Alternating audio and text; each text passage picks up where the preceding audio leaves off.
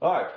So really where we left off before we start into chapter 5, I told you guys we are, that would be a quarter of the way through, actually no, a third of the way through Ecclesiastes. And I told you we didn't have a whole lot of time last week as far as like reflection or how you're feeling, what you're thinking, anything that's really stuck out to you in these first 4 chapters. Most especially if you've studied this book before, maybe something new that you thought about or had to consider from these first 4 chapters. Anything there? Good. Nothing. Nobody's feeling anything. Just going to be one of those days, right? I commended you guys last week for all your comments and discussion. So, no. So really, a lot of what we've talked. Go ahead, Sharon. Thank you. Thank you. I try to wait and let somebody else. Go ahead. Verse 17 out of four. Chapter 4. 3:17. Someone was saying, if you want to be happy now, realize that bad things happen to good people and good things happen to bad people. Yeah. But God will be the judge of all. And I thought that was really, it's simple, but oh yeah, of course it's what you say, but it's just profound. It's something we got to figure out. Yeah. Because we're constantly saying, why did that happen to me or to you or something, not to, and then this guy's, going along and prospering and all. Yeah. But God's going to be the judge of all. That's right. Yeah, you're going to see some of the same stuff today in chapter 5. He's going to talk about, you're going to see some things, but I think what it says there is don't be amazed by it. Don't be in shock by what it is that you see. So, a lot of what we've talked about so far is really we can't go at anything in this life and say that this is my purpose for living. I'm all in on this thing. Because if I do that and it is not God, then that's going to leave me in a place of striving after the wind, right? I gave you the illustration of the mason jar, right? You go outside, you catch you some wind, but the minute you feel like you've caught it, what have you really caught? A whole bunch of nothing. So over and over, a lot of the things that we've seen him say is this is meaningless, this is vanity, don't be surprised. But really, over and over, there's been this one reminder that's been before us like more. Whoa, I'm all the way back to the beginning. That's Nash's fault. There's been this one reminder in all of it. What has been the one thing that you would say has really popped up more than anything is boom. There's nothing better than what? What? Wisdom. Okay, wisdom. Perhaps he does make mention of wisdom is better than folly, right? But if you had to fill in this blank over and over, there's nothing better for man than to. Love God and keep his commandments. Okay, that would be the end conclusion, but just so far, what have you seen over and over? We've talked about the word contentment, but how does Solomon put it? Enjoy the. Okay, eat, drink, and enjoy what it is that you have. That's been something like through all these vanities, he's just said over and over, there's nothing better for man than to eat, drink, and be merry, right? Or be content. Now, that's not the end all be all. That's not the ultimate conclusion, as Mickey just pointed out the one there at the end. But then the other part of this are these vanities that we've looked at so far. So one of the things real quick that actually Jesse brought up last week, I think is super important. We didn't get a ton of time to explore it really. Maybe connects back with where you started. You're going to see these things that don't seem fair. So far we've looked at, you're going to see wickedness in a place of righteousness or justice. You're going to see things that happen that are unfair. And what does Solomon say about those things? Like, first off, how do those things make us feel when we see that? We're angry. Okay, we're angry and it drives us crazy and it's frustrating, but what do we need to know so that we aren't banging our head against the wall for the rest of our lives? God is the ultimate judge. At the end, all these people would be judged the way that they lived. Yeah, well, and then on top of that, I mean, do you have the ability to fix that problem? Okay, so we talked about last week very briefly, like I've got the same ability as the cow or the pig, right? Did we get off on pigs last week? I've got the same ability as the cow that's out in the field munching grass to fix all these problems that are out there in the world. Like I just, if I go after that thing, it's gonna be one of those things that's empty and meaningless and frustrates me even more. Go ahead. And somebody said, they referenced Job 38 when Job asked why. Maybe Yeah. you brought that up and Yep. God said, where, in other words, don't worry about it. You're never going to figure it out. Just Yeah. leave that to me. Just have faith in me. Yeah, so we talked about Job from the standpoint that, when he asked that question, ultimately God says, I'm God. You're not. And so don't worry about that. So here I just wrote down a part of this, though, the reason why I think Jesse's question last week, which he's not here, but is so important. Because on one hand, we can say, okay, I can't fix this problem, but does that mean that we just cruise through life passively seeing things that are wrong and are messed up and I just throw my hands up? No, that's not what it means, right? For example, I would love to end world hunger and poverty. You too? Okay, but the very minute you say, I'm going to solve this problem and I'm going to figure this out, and then you get there, you feel like you've reached that point, guess what's going to happen right behind it? Someone's going to go broke. Someone's going to be poor. And then on top of that, I couldn't help but to think, doesn't Jesus say the poor will what? Always be with you. I mean, there's just a part of this that is life. But does that mean I just throw my hands up and say, okay, well, it's not my problem? No, because again, through the life of Jesus, while he did say that, there is the side that I'm showing care and compassion and love and giving, right? All right, so let's get into anything else on the first four chapters that you want to bring up or say. Good. All right, so into chapter 5.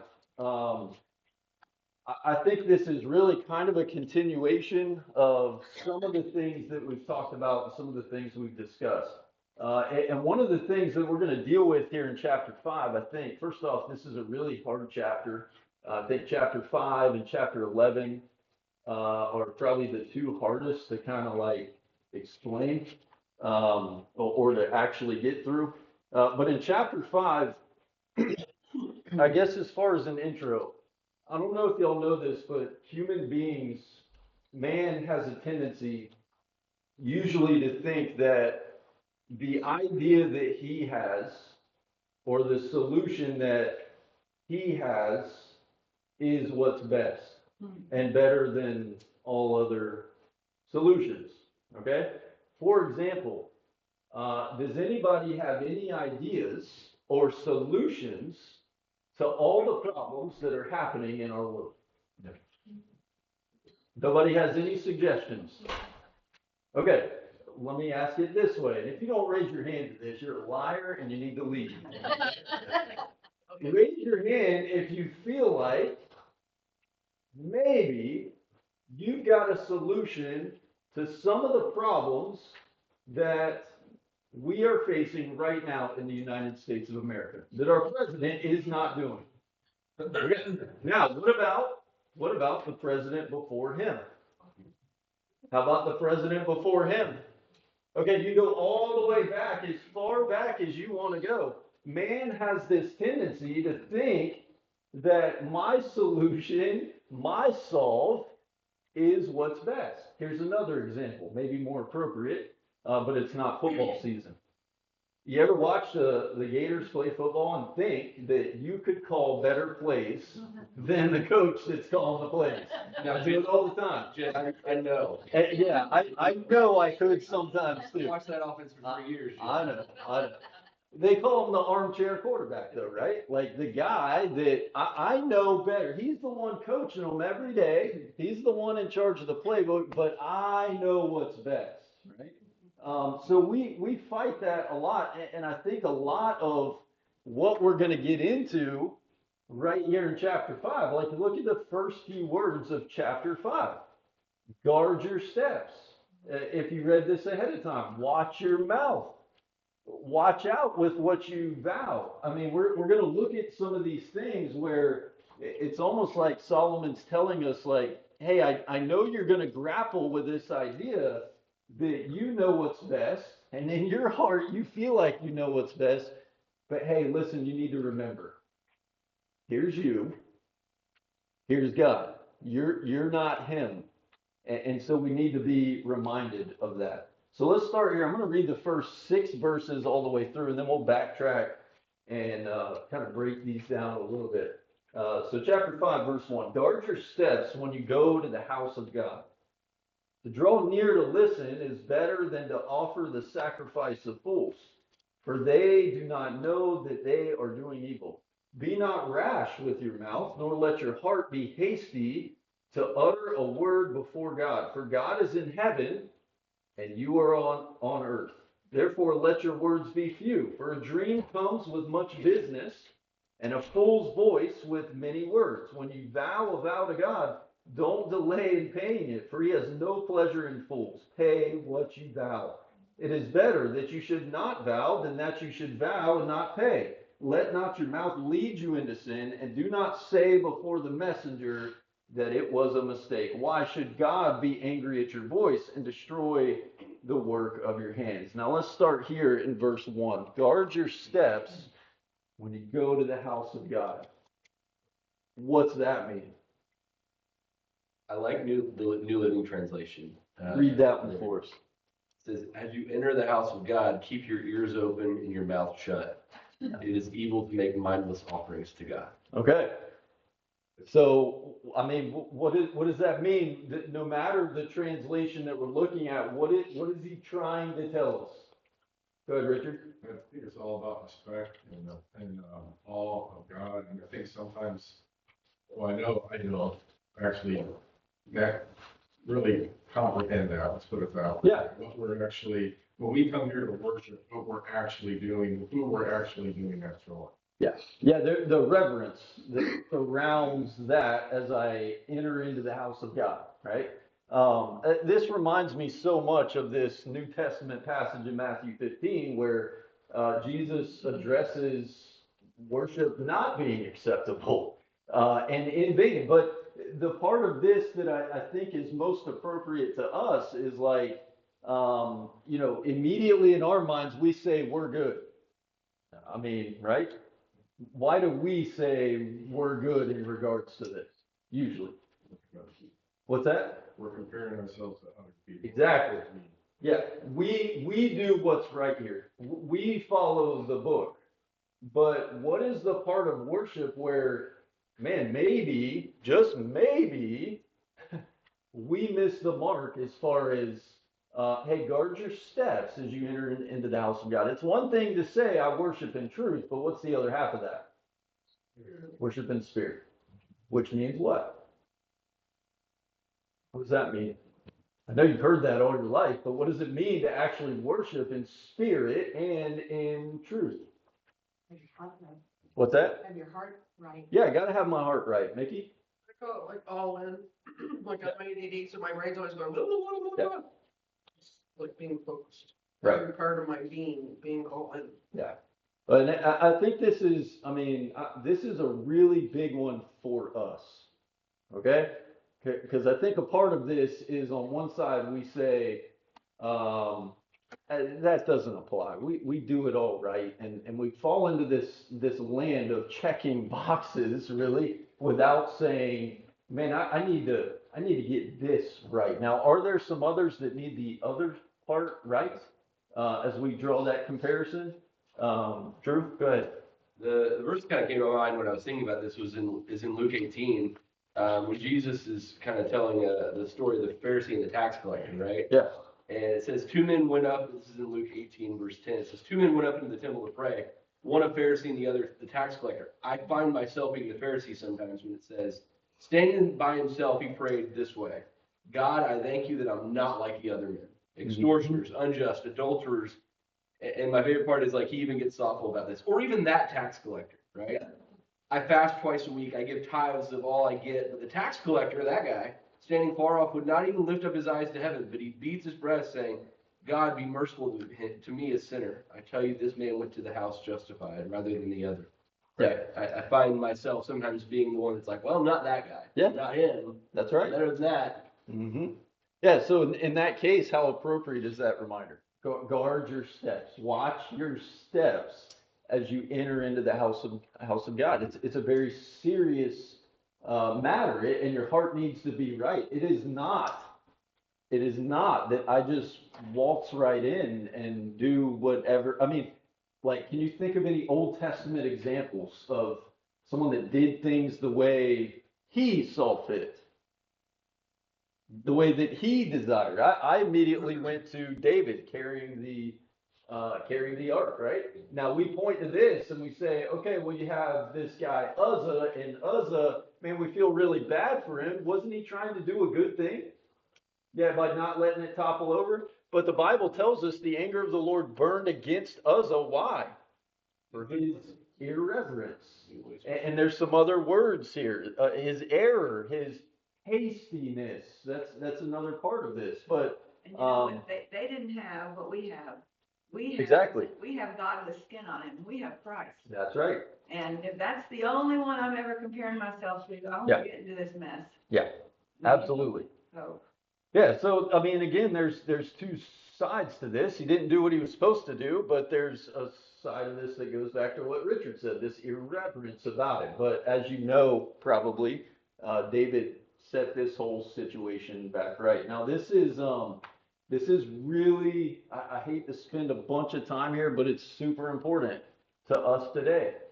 I don't know how many of you know, but Davis and I went out this last summer to a couple denominational churches and sat down with people, and a lot of the views and a lot of the feelings out there are that we don't do this, that, or the other because it's outdated, or that this is just what we want to do. Now, when it comes to any of these things that we're talking about, Lord's Supper or giving or worshiping with the instrument, wherever it is that you want to go, what is wrong with this statement? When it comes to those things that God said, this is what you need to do, but I say, well, I don't have a problem with it. Why is that completely jacked up and backwards? Not my problem. Go ahead, Stacy. It's not about us. Exactly. Yeah, it's not about us. So here's the reminder. Where is it? Verse 2, which is where we're going next. But God is in heaven. I'm here on this earth. It is not about me, even though I feel like it's me. It's about Him, and that's what we've come to do, right? So let me stop there. Anything you want to add there? I know we could probably spend a whole class just on verse 1. Yes, ma'am. Sometimes the fault that comes to mind when I first read it there too was not just entering God's house here and how we have our mindset and but even when you go to God in prayer, sometimes you suddenly start with, be with my friend so-and-so, Lord, because such, you didn't spend any time opening with, you are the great almighty healer, and you didn't give him enough reverence for him to stop and listen to what it is that you want. I don't know. No, that's a very good point, right? I think most prayers that we see throughout Scripture begin with this idea of praise at the very beginning, right? Think about the Lord's Prayer. Anybody want to recite that? How does that begin? Our Father who art in heaven, hallowed be thy name, right? There's this idea of praise that maybe we need to start with. It sets our mind into what I'm about to say rather than just jumping in. Even though everybody probably does start prayer with praise. Yeah. Still in your mind, you're already advancing to the part that you're wanting him to do for you instead of spending all the time focusing on what he did for you. Yeah. Yeah, a couple of quarters ago, we talked about praying through the Psalms, and I made a suggestion that, that's one of those things that we need to be a little more creative sometimes, which is a good thing, and trying to attach words to who God is and what He's all about, so that we do revere Him in such a way that I'm thinking about it, not falling into this habit of, the same thing over and over and over. Sharon? We started in the 5-year-old class to try to start structuring their prayers instead of just getting them to pray with us instead of listening to us. Right. And we just do PTA and praise, thank, and ask. And There you so go. what can we say in praise Him first? What can we thank Him for? And then, Yep. start the asking. And Yep. maybe that would be a good thing for us to think of when we bow. Yeah. Well, y'all are we're right in the neighborhood of this next verse, verse 2. Be not rash with your mouth, nor let your heart be hasty. There's that word again, to utter a word before God. God is in heaven, you're on earth, therefore let your words be many.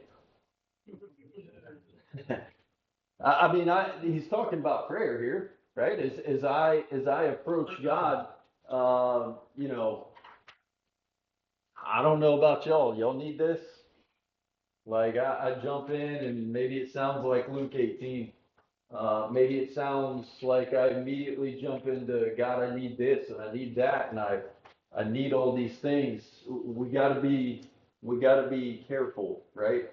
Um, the other side of this is exactly where we started and what we looked at last week with Job. The idea of me approaching God is not ever the scenario where I'm attempting to have Him bend His will to mine, but rather the other way around, right? I'm bending my will to His will. Your will be done through whatever it is that I ask. So we need that. We need that reminder, I think. Jesus talked about this as well in Matthew 6, verse 7. When you're praying, don't use meaningless repetition. Don't be hasty in what you're saying. They think they're going to be heard for their many words. And then he says in verse 8 of Matthew 6, don't be like that. Don't do this. Any comments there on verse 2? Yeah, the word that like comes to my mind when you read the first few verses here, right, is, and it's not a word that's used, it's thoughtful. Like it's about being thoughtful, taking your time and really thinking about choosing your words carefully, right? Yeah. Not in a way that like, I don't think God is sitting there judging every single word that you use, but I do think he's asking us on some levels to think about what we're saying to him, right? And it's consider your audience a little bit, right? Yeah, very good.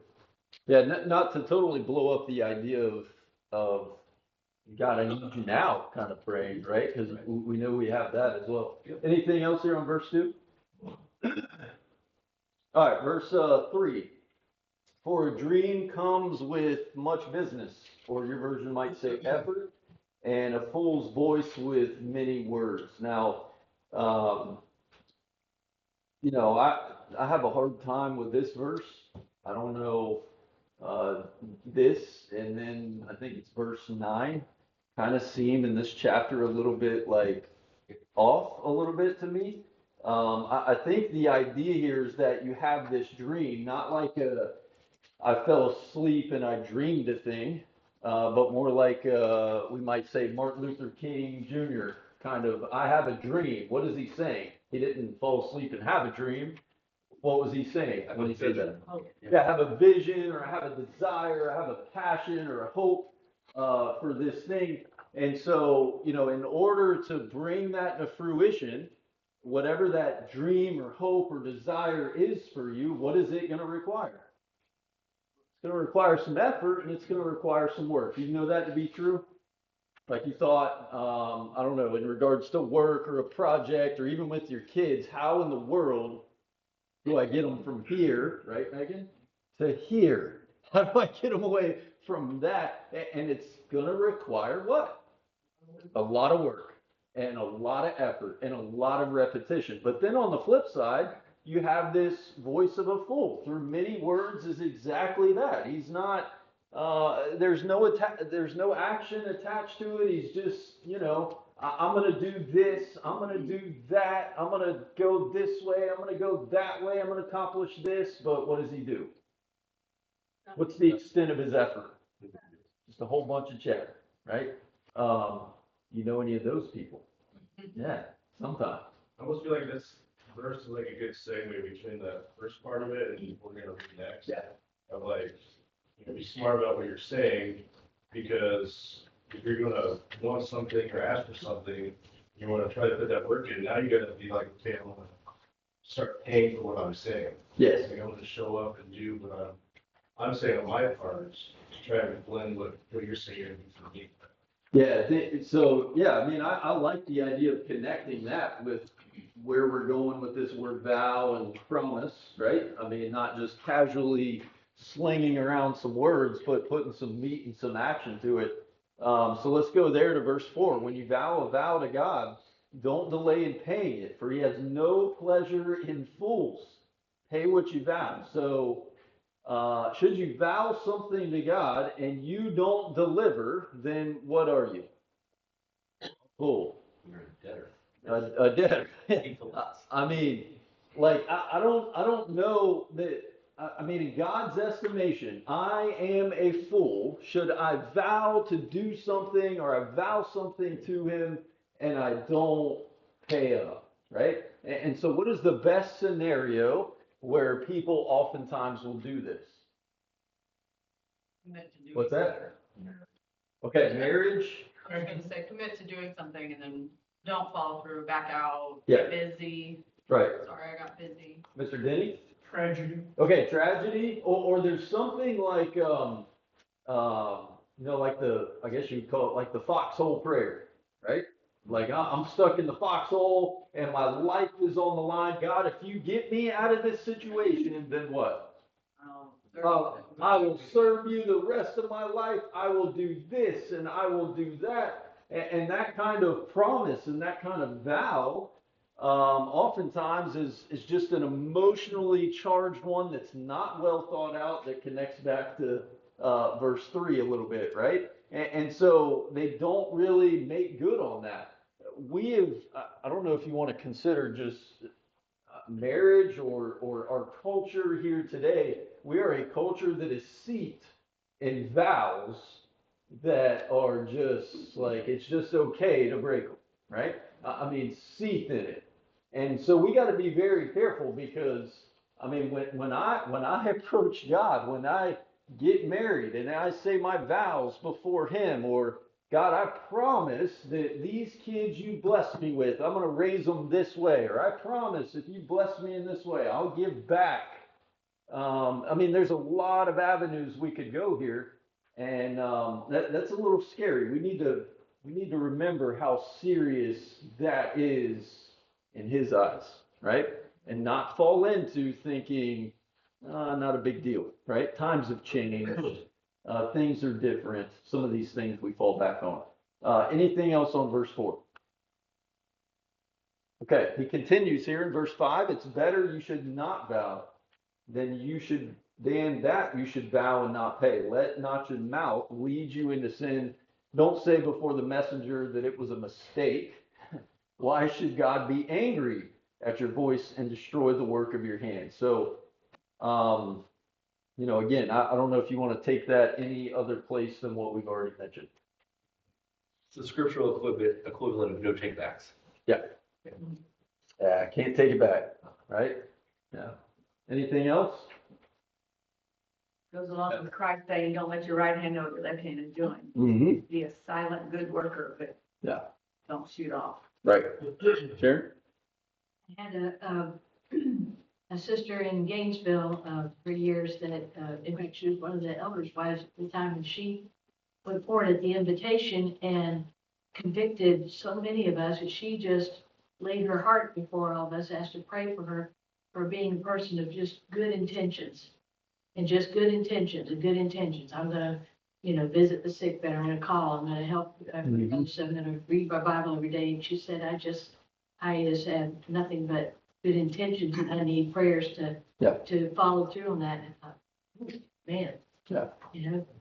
it hits you in the gut. Yeah. Well, I mean, it's hard, right?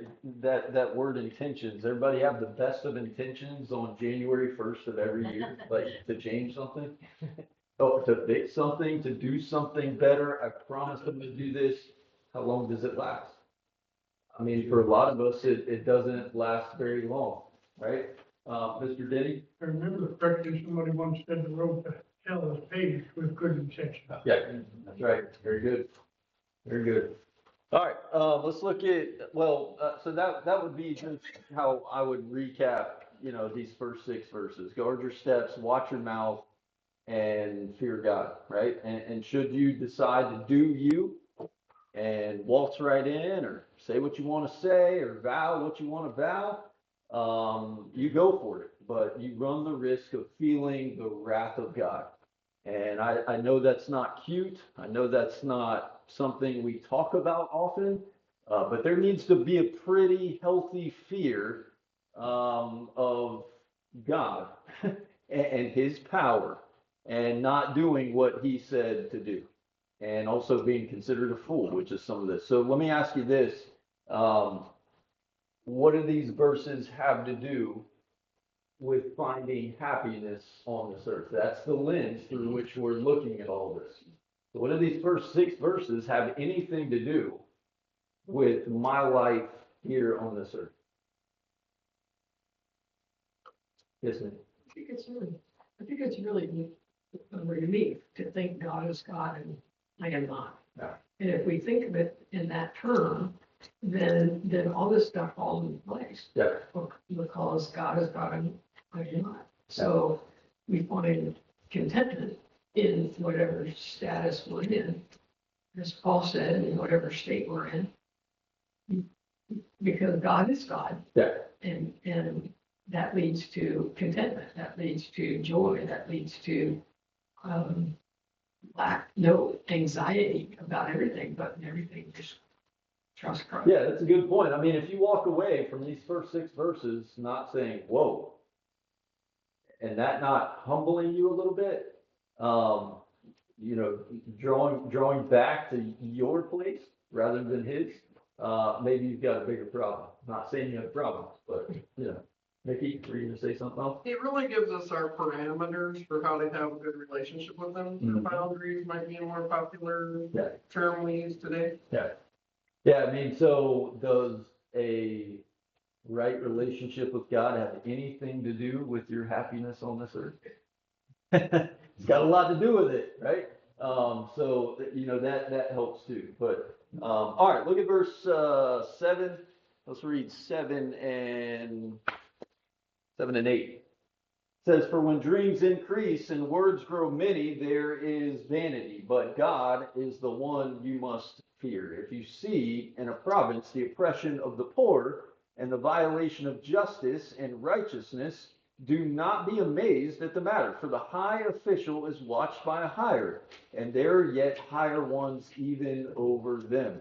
So, like, this ties directly back to chapter 3 and verse 16, chapter 4 and verse 1. I mean, like, it doesn't matter what news channel you watch or what newspaper you read. Those outlets are created to stir me up and get me riled up and have me looking here and there and just eyes fixed on the TV at all the wrong that is out there in the world. But here's Solomon saying 3,000 years ago, don't be amazed. I mean, and yet we watch the news, we read the news, what do we come away saying? That's incredible. I can't believe that's happening, right?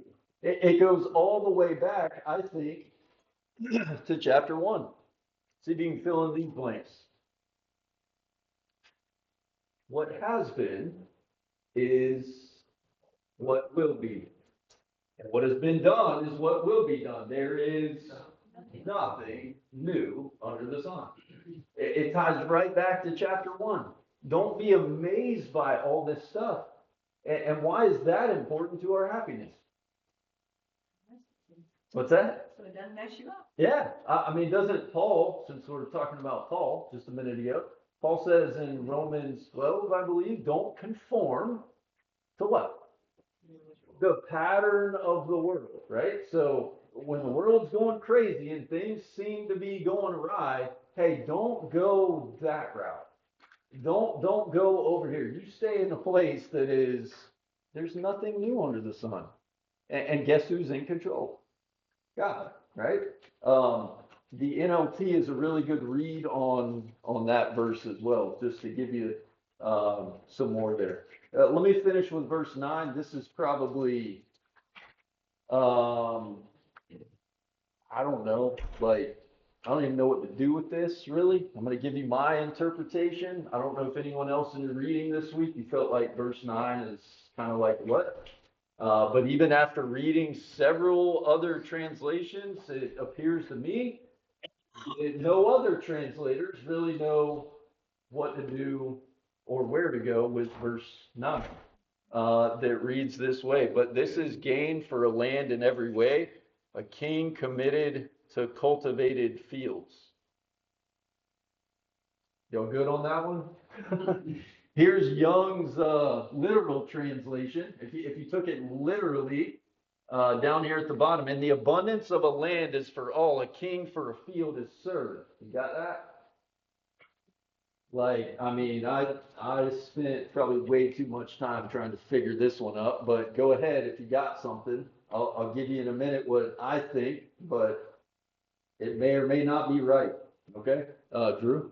The English Standard Version, there's like a footnote that's Mhm. kind of lends to what you're saying. It just says the meaning of the Hebrew verse is uncertain, Yes. right? So like on some levels, you wonder are we losing an idiom from centuries ago that we just don't get, right? Are we missing a context that we just aren't meant to understand? It doesn't really matter. Yeah, so I mean, when we see things like after all or moreover, you're likely to attach that to what came before, right? But I would suggest, and this is, we'll leave off with this verse. I would suggest this has maybe a lot more to do with where he's going next and talking about the folly of riches and of wealth from the standpoint of saying perhaps that a king is a really good king if he's one that really takes great care of the entire land, the entire kingdom, all the way down to the farmer that yields crop not just for the farmer, but for who else? For the king, for that very king, as opposed to the king, which we know there's been many of them, who are only worried about what's coming next, riches and wealth and power and some of these other words, some of these other things that are vanity. So, I mean, that's just my take on the situation. I think maybe it is a good leadway into what we're going to see next with riches and wealth and some of that. Whenever we study Ecclesiastes, I get out my old college Bible. Oh, there you go. And my teacher, 40-something years ago, his explanation was, the king himself is served by the field, that everyone has their part in playing in that. And I mean, a good king is one that's concerned with all of it, right? As opposed to just worried about him and that the riches. So we kind of slow played chapter 5 because I don't know if you saw, but chapter 6 is very short. So keep it on your radar to read chapter 6 for next week. We'll go through the rest of 5 and do 6. Thank you guys.